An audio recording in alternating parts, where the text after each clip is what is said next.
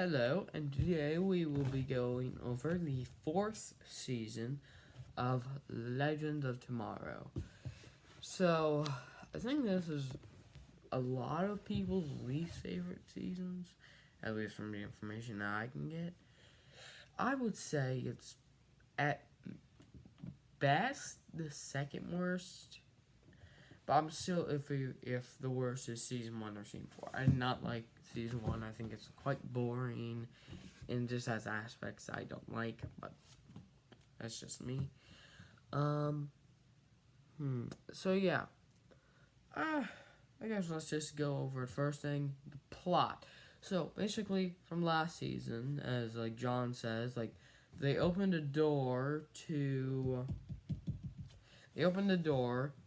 whatever realm that Mullis was in, and Mullis broke out, but he wasn't the only one to break out. It was like other magical creatures, like a fairy godmother, a unicorn, a dragon, a shapeshifter turns out to be like a god. I'm talking about Charlie, if you can't tell, and our main villain, Neuron. I'll get back to him later. So basically, like the legends clear up all the anachronisms from last season, and then they have to basically fight these magical creatures, and John's on the team, which is a huge plus. John's definitely the best part of this season. John and Neuron are really what is good about it, but I guess let's get into it. The characters are what holds back the season. Not, honestly, specifically just one character.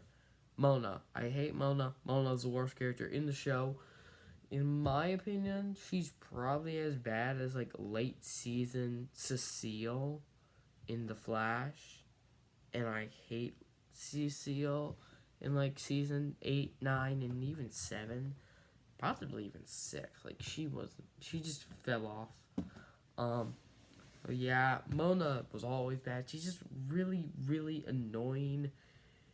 And the actress also just has some really, really, really bad moments of of acting and like scenes just in general. But I guess everyone else is fine. Nate doesn't really do much other than like join kind of be like a time bureau guy, but he doesn't really use his powers like at all. Even when they're in Hayworld, which is the whole thing that they want to show that the world is magical, he don't really use his powers. Yeah, although he just died. Um. So yeah,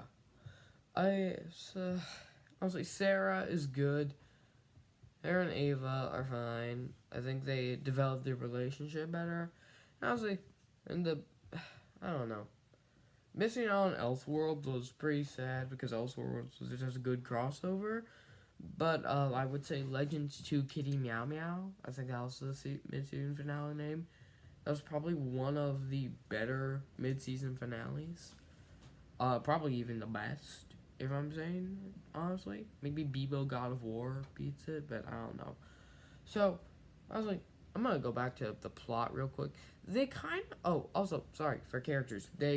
They introduced Charlie, who's a nice back. I feel like it is just kind of an excuse to bring back Amaya. Also, old Zari dies. I'm saying old Zari because new Zari's introduced. Zari dies, so that's neat.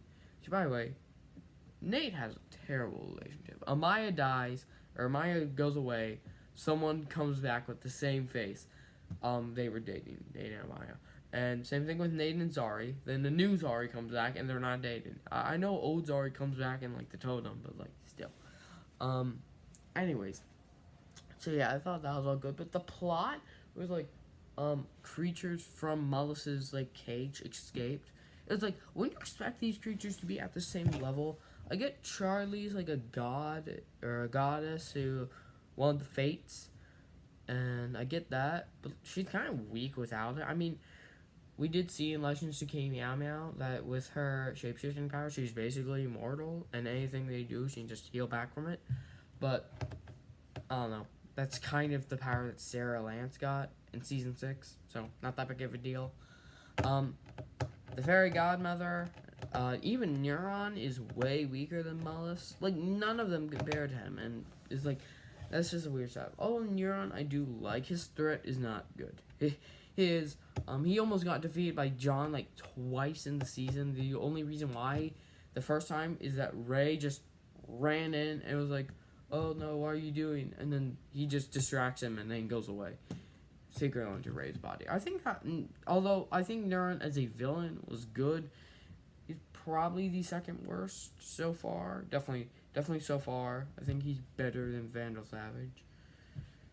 Actually, maybe he might be just the second worst villain of Legends, but I don't know. So, I guess that's all I have to talk about. It's honestly not that bad. It's a fine season. It's just a little goofy. Also, why does Gary get a third nipple?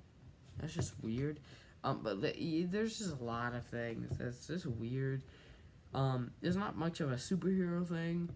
No one really uses their powers and does much.